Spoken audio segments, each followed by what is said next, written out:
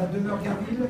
Et pour ce vernissage d'exposition sur un poilu d'Aulnay de la guerre 14-18, nous laissons ensuite la parole à Madame Pierrette Irgoron, présidente du CARA, qui a préparé l'exposition avec les services des archives municipales.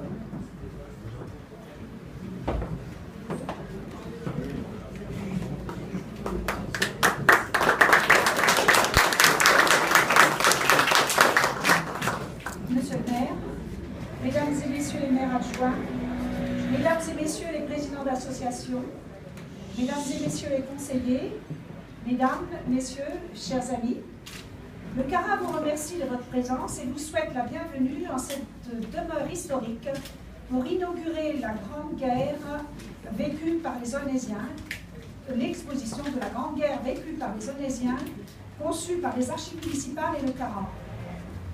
Les présidents des sociétés d'histoire voisine et amies de Tremblay, Le Rincy, Bondy, Le Bourget nous prient de bien vouloir les excuser car ils ont eux aussi le vernissage de leurs expositions sur le même thème. Depuis l'inauguration de cette demeure en 1997, il est de coutume que le CARA lance la saison culturelle avec une exposition sur le patrimoine aulnaysien. Cette année, Céline Parcé, responsable des archives municipales, et le CARA ont pensé qu'il était de leur devoir d'honorer les poilus de la Grande Guerre, sans oublier leurs familles qui en ont souffert. Plus de 2000 Aulnaysiens sur une population d'environ 8000 habitants ont participé à la Première Guerre mondiale et plus de 400 sont morts pour la patrie. Dans l'ancien cimetière, sur le monument aux morts, on peut lire les noms de 340, je crois à peu près, 373, donc voilà le spécialiste d'entre eux. Vous pourrez le faire plus facilement et avec plus de détails sur le panneau qui se trouve au premier étage et vous admirerez le travail formidable de 3 personnes de l'association. La Grande Guerre fut un cataclysme européen, faisant des millions de victimes civiles et militaires. Aujourd'hui, il n'y a plus de poilus, mais leurs souvenirs restent encore dans de nombreuses familles aulnaysiennes.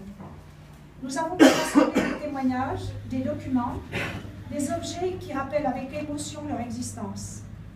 Ces poilus n'ont pas été les seuls à souffrir. À l'arrière, les familles, les réfugiés, les villes et les villages ont eu leur part de leur malheur. Le contexte général de la guerre, comment le conflit a démarré et de quelle manière il s'est propagé est rappelé dans les souvenirs d'Édouard Blotti. Son petit-fils, Alain Bunisset, vous en parlera, et nous remercions la famille Blotti-Bunisset pour sa participation à cette exposition. Parmi tous les documents et objets recensés, nous avons dû faire un choix, n'ayant pas assez de place pour tout exposer. Espérons que, bientôt, Monsieur le maire, un musée local puisse abriter ses souvenirs, ainsi que tous ces souvenirs qui nous ont déjà été confiés par les Aulnaysiens.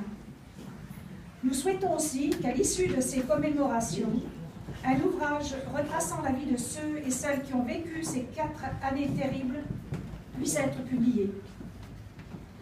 Avant de vous laisser découvrir la richesse de cette exposition, je voudrais remercier chaleureusement toutes les personnes qui ont contribué à sa réalisation.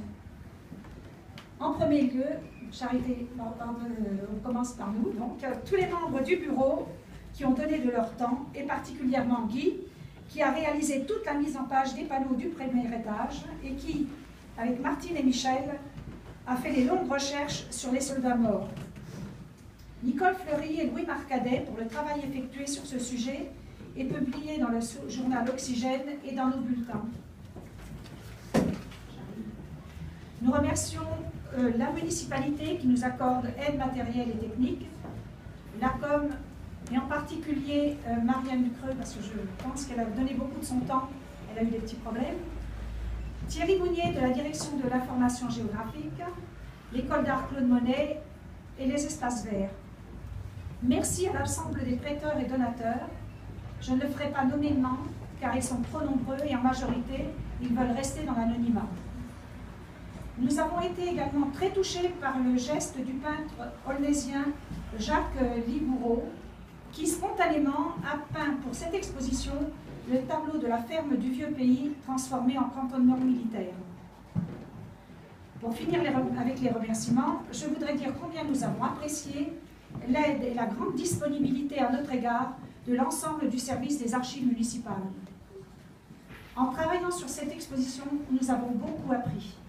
En vous la présentant, le CARA espère contribuer à la transmission de la mémoire de ce conflit. À nous de tirer les leçons qui s'imposent. À nous d'inciter les jeunes générations à visiter cette exposition.